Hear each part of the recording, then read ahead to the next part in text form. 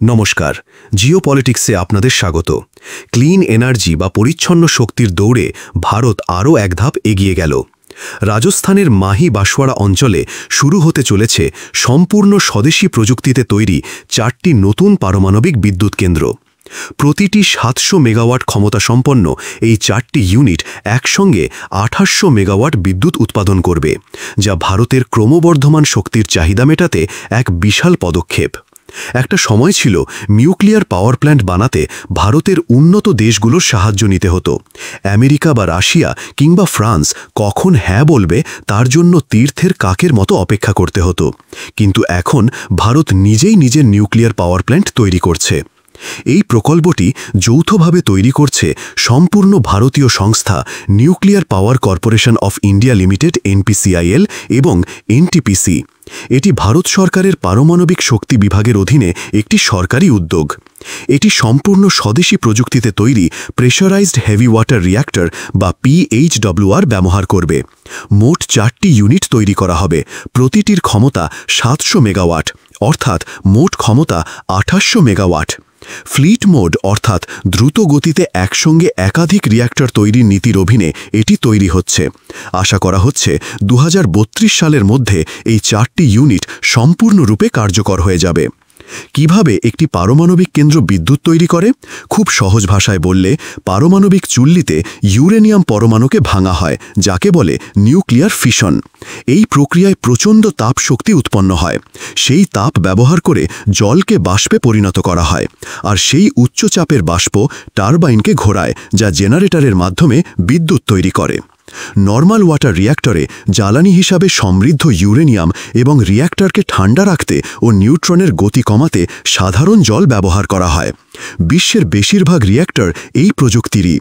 Pressurised heavy water রিঅ্যাক্টরে জ্বালানি হিসাবে প্রাকৃতিক ইউরেনিয়াম ব্যবহার করা হয়, আর মডারেটর ও কুলেন্ট হিসাবে ব্যবহৃত হয় ভারী জল বা হেভি ওয়াটার D2O। ভারতের জন্য PHWR প্রযুক্তি আশীর্বাদের মতো, কারণ ভারতে প্রাকৃতিক ইউরেনিয়ামের ভাণ্ডার থাকলেও ইউরেনিয়াম সমৃদ্ধ করার প্রযুক্তি অত্যন্ত জটিল ও ব্যয়বহুল। স্বদেশী PHWR প্রযুক্তি ব্যবহার করে ভারত জ্বালানির জন্য অন্য দেশের ওপর নির্ভরশীলতা কমিয়েছে।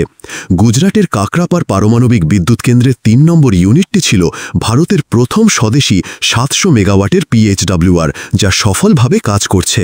সেই সাফল্যের ওপর ভিত্তি করেই মাহি বাঁশওয়ারার মতো প্রকল্পগুলি তৈরি হচ্ছে। বেশিরভাগ পারমাণবিক বিদ্যুৎ কেন্দ্র দক্ষিণ ও পশ্চিম ভারতে।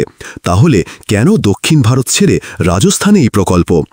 এটি একটি অত্যন্ত গুরুত্বপূর্ণ স্ট্র্যাটেজিক সিদ্ধান্ত। এতদিন ভারতের বেশিরভাগ পারমাণবিক বিদ্যুৎ কেন্দ্র দক্ষিণ ও পশ্চিম ভারতের উপকূলবর্তী রাজ্যগুলিতে, যেমন তামিলনাড়ু, কর্ণাটক, মহারাষ্ট্র, গুজরাটে অবস্থিত ছিল। এর কারণ ছিল রিঅ্যাক্টর ঠান্ডা রাখার জন্য জলের সহজলভ্যতা। দেশের সমস্ত পারমাণবিক শক্তি কেন্দ্রগুলিকে এক জায়গায় কেন্দ্রীভূত না রেখে দেশের বিভিন্ন প্রান্তে ছড়িয়ে দেওয়া হচ্ছে। এটি দেশের পাওয়ার গ্রিডকে আরও স্থিতিশীল এবং সুরক্ষিত করে। তাছাড়া উত্তর ভারতে বিদ্যুতের চাহিদা বিপুল। রাজস্থানে এই প্ল্যান্ট তৈরি হলে এখান থেকে বিদ্যুৎ রাজস্থান, পাঞ্জাব, হরিয়ানা, দিল্লি এবং উত্তরপ্রদেশের মতো রাজ্যগুলিতে সহজে সরবরাহ করা যাবে। এতে ট্রান্সমিশন লস বা বিদ্যুৎ পরিবহনের অপচয় অনেক কম হবে। যদিও রাজস্থান একটি শুষ্ক রাজ্য, কিন্তু এই প্রকল্পটি মাহি নদীর তীরে অবস্থিত। মাহি বাজাজ সাগর বাঁধ থেকে এই প্ল্যান্টের জন্য প্রয়োজনীয় জল সরবরাহ নিশ্চিত করা হয়েছে। এছাড়া এই অঞ্চলটি ভূতাত্ত্বিকভাবে স্থিতিশীল এবং ভূমিকম্প প্রবণ নয়, যা পারমাণবিক কেন্দ্রের জন্য একটি আদর্শ স্থান। বর্তমানে ভারতে মোট 23টি পারমাণবিক রিঅ্যাক্টর চালু আছে। এই রিঅ্যাক্টরগুলি সব মিলিয়ে প্রায় 7800 মেগাওয়াট বিদ্যুৎ উৎপাদন করে। এই উৎপাদন ভারতের মোট বিদ্যুৎ চাহিদার প্রায় 2.5% থেকে 3% পূরণ করে। পরিমাণটি কম মনে হলেও এটি 24x7 স্থিতিশীল এবং পরিচ্ছন্ন বিদ্যুৎ সরবরাহ করে, যা গ্রিডের ভারসাম্য বজায় রাখতে অপরিহার্য।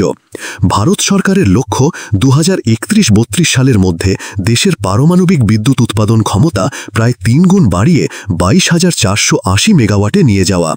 মাহি বাঁশওয়ারা প্রকল্পটি সেই লক্ষ্যেরই একটি গুরুত্বপূর্ণ অংশ। সুতরাং রাজস্থানের মাহি বাঁশওয়ারা প্রকল্পটি শুধু কয়েকটি নতুন বিদ্যুৎ কেন্দ্র নয়, এটি ভারতের আত্মনির্ভর ভারত এবং ক্লিন এনার্জি স্বপ্নের একটি শক্তিশালী প্রতীক।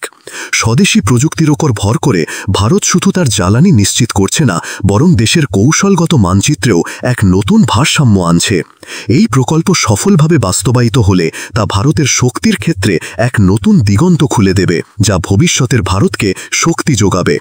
এ বিষয়ে আপনাদের মতামত অবশ্যই কমেন্ট করে জানাবেন।